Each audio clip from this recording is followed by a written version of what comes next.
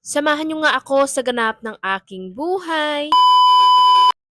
Itong araw nga po pala ay December 30. Aalis nga po pala ang Ma'am Shinyo. Ito nga at maglalagay nga lang ako ng lip tint sa aking labi. Ito nga pala ang outfit ng Ma'am Shinyo. Mamimili nga kami ng panghanda nitong New Year. Wala nga pala akong kasamang Junakis. Dahil panigurado marami nga tao sa bayan. At hindi nga magkakaintindihan dahil sa dami ng tao. At mawala nga sa paningin ko. Kaya hindi ko na nga sinama ang aking mga anak. Minsan na nga lang ng aking asawa ang nagbantay sa aming mga anak. Dahil langis na nga pala ang aking asawa. Dito nga pala ay kasama ko ang aking kapatid at ang kanyang anak. Sumakay nga lang kami sa van ng aming pinsan. Sakto nga't mamimili nga din sila sa bayan ng Lawag. Kaya't nakisakay na nga lang din kami. May nadaanan nga pala kaming nagpapare. Huminto nga kami at nanood nga saglit. At dito nga nakarating na nga kami sa bayan ng Lawag. Unang pinuntahan nga namin ay itong bilihan nga ng cake. Tingin pa nga lang ay nakakatakam na nga. Pagkatapos nga namin bumili ng cake,